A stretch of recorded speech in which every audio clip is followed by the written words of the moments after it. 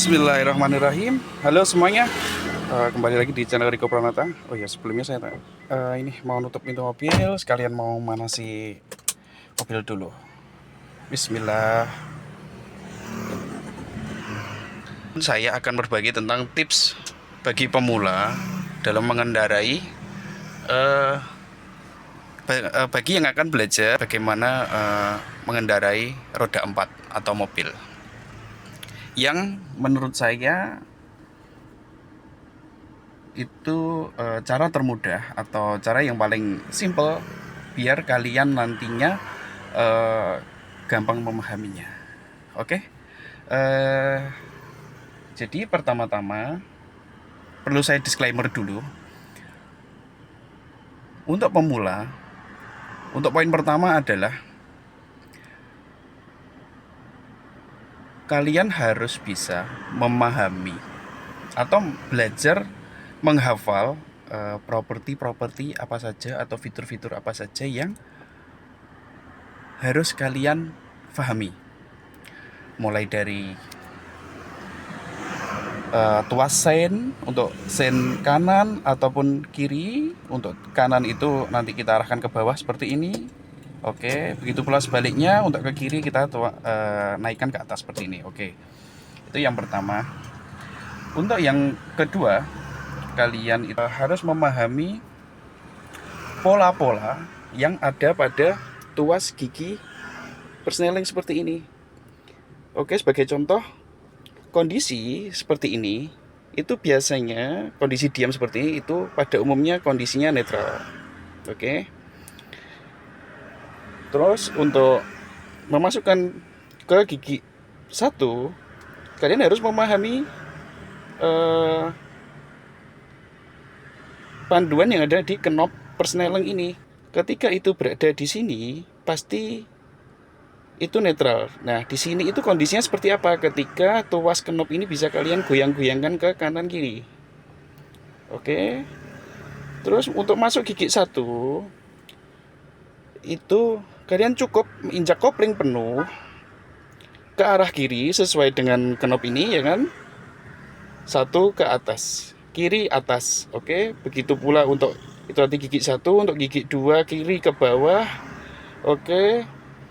Terus untuk gigi ketiga itu cukup lurus dari tengah ke atas, untuk 4 dari tengah ke bawah, untuk gigi 5 itu dari kanan ke atas. Oke.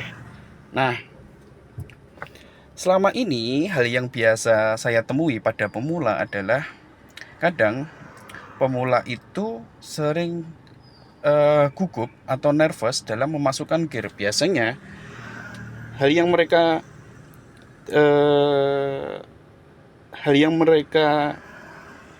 tampilkan itu adalah gugup atau tegang. Jadi megang pada saat memasukkan gigi persneling itu dia kaku gitu, kaku gitu. Padahal tuas persneling itu dia sangat smooth dalam artian tidak perlu menggunakan tenaga yang berlebih. Jadi cukup injak kopling full, pakai jempol atau pakai jari telunjuk ini cukup ke kiri dan ke atas gigi 1, begitu pula untuk gigi-gigi setelahnya. Dan itu juga berlaku untuk tidak hanya dari kalian akan jalan, ketika kalian sudah jalan pun kalian akan mengurangi ke gigi rendah. Itu cara perlakuannya pun sama. Dan kalian juga nggak perlu khawatir karena gigi persneling ini dia dalam kondisi gigi berapapun, ketika kalian arahkan baik untuk naik atau untuk naik ke gigi atas atau turun ke gigi bawah, dia akan kembali ke tengah. Jadi kalian tidak perlu merasa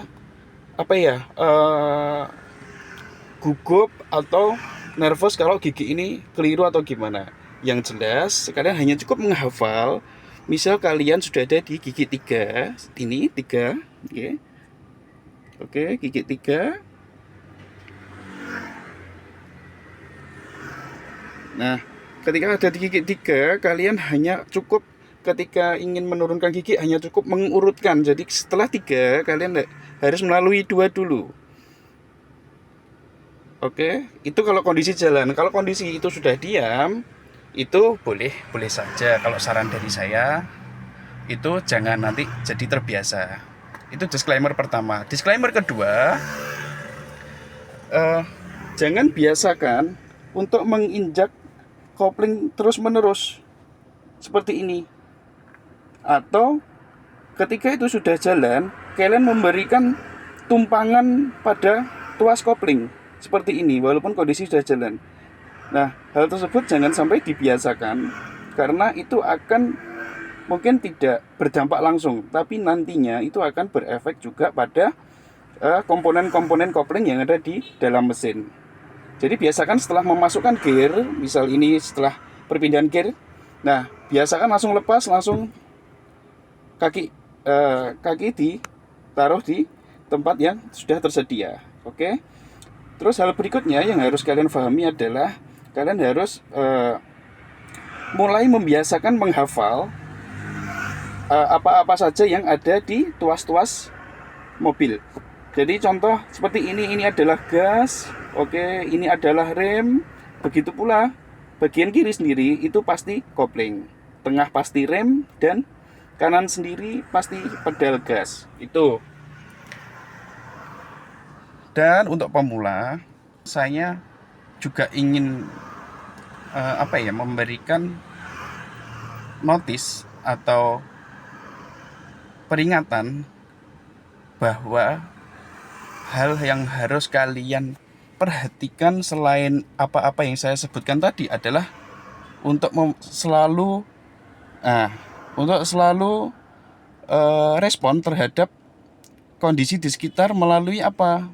Melalui membiasakan untuk melihat spion kanan, spion tengah, dan spion kiri. Nah, karena kalian sudah tidak naik motor lagi, bukan berarti apa-apa, naik motor pun juga harus selalu waspada untuk memperhatikan spion yang ada. Namun karena roda 4 itu juga dimensi juga besar, beda dari motor, dan terus kondisi jalanan di kota saya ini utamanya, dan mungkin di kota-kota yang lain itu juga memungkinkan roda 4 itu harus lebih waspada. Nah, untuk waspada itu makanya kita harus selalu memperhatikan kondisi sekitar melalui spion-spion yang ada di dalam mobil. Mari kita langsung praktek agar lebih mudah kalian dalam nantinya mempraktekannya di rumah. Oke, bismillahirrahmanirrahim. Mari kita jalan. Jangan lupa membiasakan menggunakan sabuk pengaman untuk keselamatan teman-teman.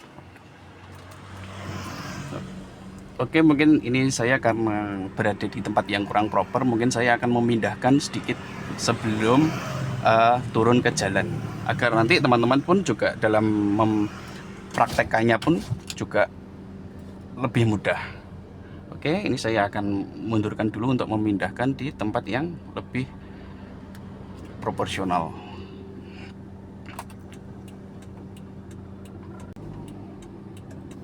Oke, tengok spion kanan. Oke, tidak ada kendaraan. Siap. Saya akan memulainya dari pinggir jalan dulu ya teman-teman semuanya. Oke, anggap saja saat ini kalian itu sedang belajar atau sedang mengemudi kendaraan kalian pribadi atau dengan pelatih yang ada di samping. Nah, informasi dari saya ini semoga sedikit membantu teman-teman untuk memudahkan hal apa yang harus kalian perhatikan pertama kali saat kalian mengemudi di jalan raya, dan lebih lagi ketika kalian sudah mulai turun di jalan raya. Oke. Pertama, ketika kalian posisi seperti ini atau mungkin sedang ada di bahu jalan, ketika mau masuk ke jalur utama atau ruas utama ini, perhatikan spion kanan Oke. Pastikan di belakang itu tidak ada kendaraan yang sedang mendekat atau yang sedang mengisi di jalur utama. Oke, jika sudah dipastikan kosong, itu kita pastikan lagi di spion tengah untuk mengetahui jarak yang ada di jalur utama. Oke. Setelah itu kita memberikan kode sen ke kanan karena kita akan masuk ke jalur utama. Oke.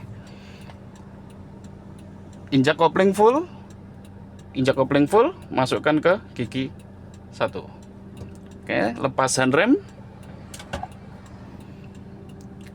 Lepaskan perlahan kopling.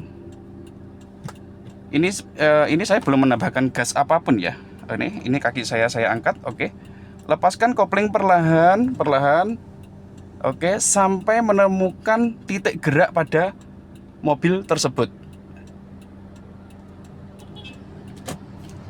Perlu saya disclaimer lagi, inti dari pemula itu usahakan agar yang penting mobil itu tidak mati. Untuk yang transmisi manual, usahakan tidak mati. Caranya juga seperti itu tadi. Oke, setelah ini saya lepas kopling full, dia akan jalan sendiri. Ini kaki saya masih belum menginjak gas. Oke, sekarang tambahkan gas sedikit demi sedikit. Kita tinggal jalan saja. Oke. Oke, setelah itu mari kita masukkan ke gigi 2. Oke, perlahan. Lepas kopling setengah, tambah gas. Oke.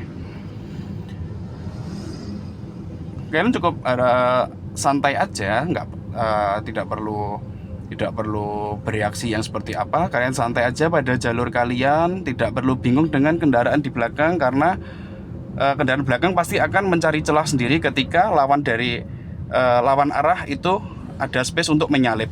Jadi kalian cukup santai atau stay di jalur kalian dan mulai merasakan feeling dari kendaraan tersebut. Oke. Terus bagaimana cara pengereman? Oke. Jadi di depan ini kan lampu merah, ada perempatan. Ini saya lepas gas, saya rem dulu. Oke, saya rem dulu. Pastikan RPM menyentuh 1000, baru kita kopling dan saya netralkan ini. Saya handrem. Oke. Kenapa jalan datar kalau ini opsional sih? Kenapa jalan datar itu tetap saya menggunakan handrem? Karena pertama lebih aman. Yang kedua itu saya tidak ingin membiasakan ketika nanti saya akan bepergian, saya tidak memahami kontur jalan di kota tersebut. Dengan kebiasaan yang saya hanya mengandalkan pedal rem menggunakan kaki, jika ada lalainya dari saya pribadi, itu akan mempengaruhi mobil tersebut. Anggap saja kita sedang di kontur jalan yang sedikit naik. Nah, ketika kita tidak membiasakan untuk menggunakan handrem, takutnya mobil akan berjalan mundur, dan itu akan merugikan kita juga, begitu pula pengendara di belakang kita. Amit-amit juga semoga hal tersebut tidak terjadi di kita semua, bahkan penonton saya yang menyaksikan video ini.